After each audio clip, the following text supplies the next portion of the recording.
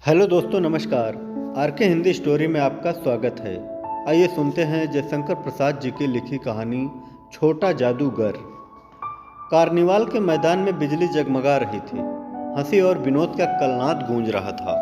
मैं खड़ा था उस छोटे फुहारे के पास जहां एक लड़का चुपचाप शराब पीने वालों को देख रहा था। उसके गले में फटे कुर्ते के ऊपर से एक मोटी सूत की रस्सी पड़ी थी और जेब में कुछ ताश के पत्ते थे। उसके मुंह पर गंभीर विषाद के साथ धैर्य की रेखा थी। मैं उसकी ओर ना जाने क्यों आकर्षित हुआ। उसके आभाव में भी संपन्नता थी।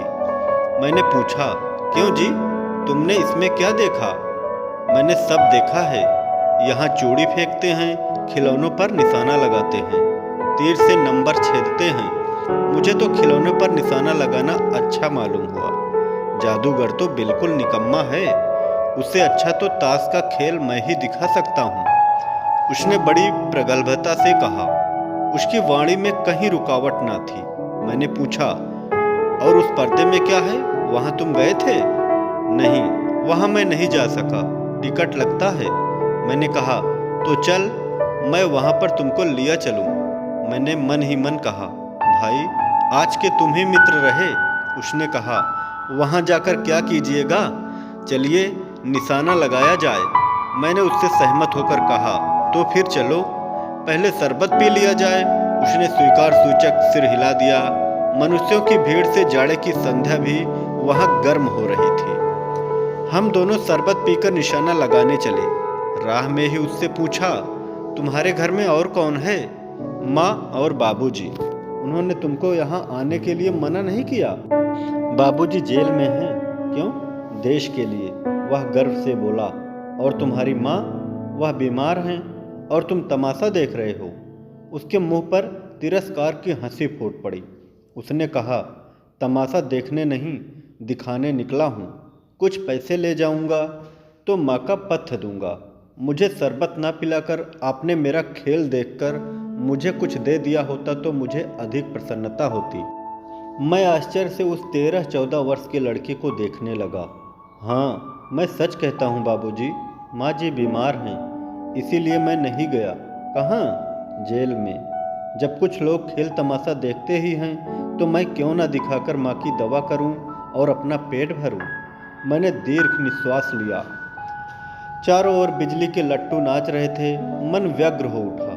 मैंने उससे कहा, अच्छा चलो, निशाना लगाया जाए। हम दोनों उस जगह पर पहुँचे जहाँ खिलौने को गेंद से गिराया जाता था। मैंने 12 टिकट खरीदकर उस लड़के को दिए। वह निकला पक्का निशानेबाज। उसकी कोई गेंद खाली नहीं गई। देखने वाले दंग रह गए। उसने 12 खिलौनों को बटोर लिया, लेकिन उठता कैसे? कुछ मेरी रुमाल में बांधे, कुछ जेब में रख लिए गए। लड़के ने कहा, बाबूजी, आपको तमाशा दिखाऊंगा, बाहर आइए, मैं चलता हूँ। वह 9-2-11 हो गया। मैंने मन ही मन कहा, इतनी जल्दी आंखें बदल गई। मैं घूमकर पान की दुकान पर आ गया। पान खाकर बड़ी देर तक इधर उधर टहलता देखता रहा। झूले के पास लोगों का ऊपर नीचे आना देखने लगा।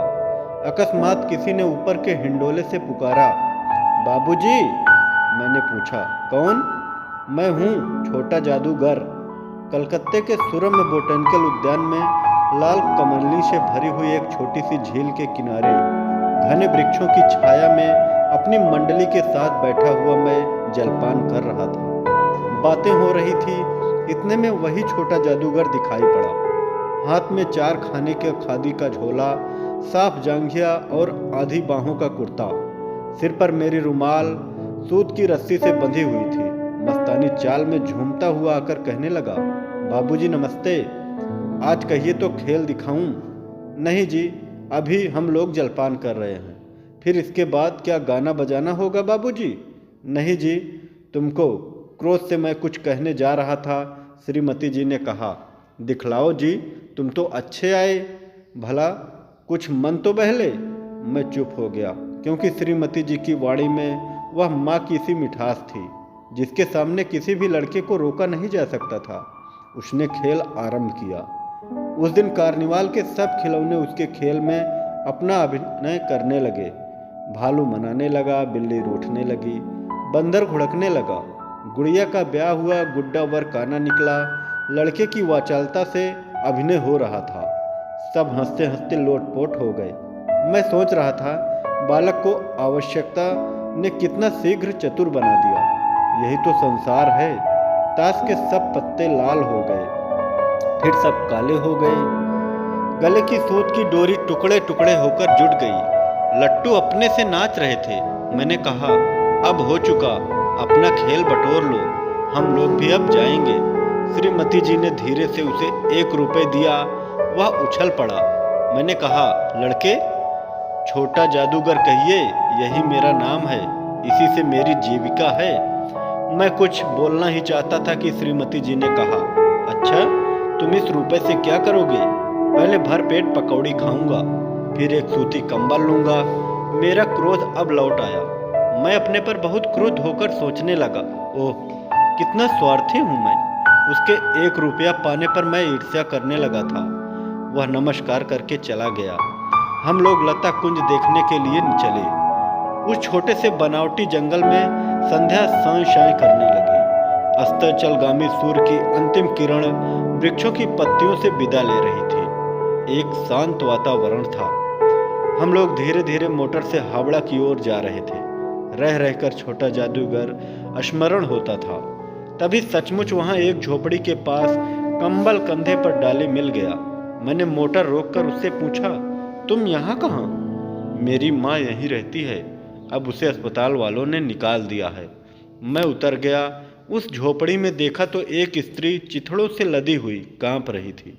छोटे जादूगर ने कंबल ऊपर डालकर उसके शरीर से चिमटते हुए कहा, माँ, मेरी आंखों से आंसू निकल पड़े। बड़े दिन की छुट्टी बीत चली थी। मुझे अपने ऑफिस में समय से पहुंचना था।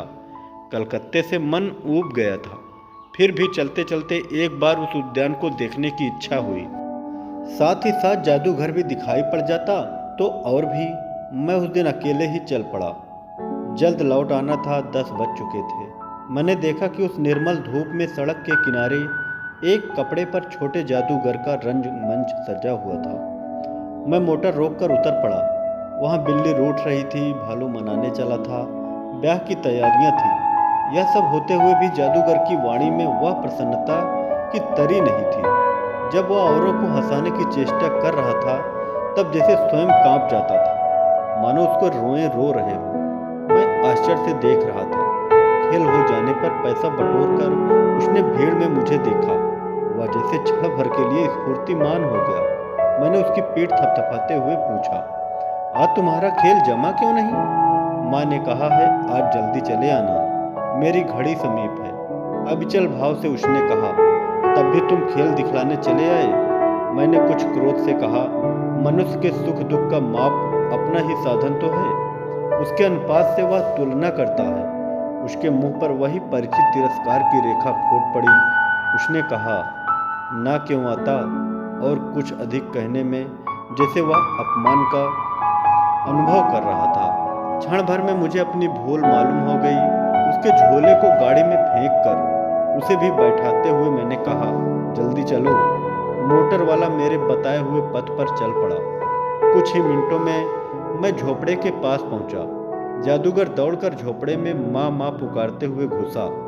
मैं भी पीछे था, किंतु स्त्री के मुंह से बे निकल कर रह गया।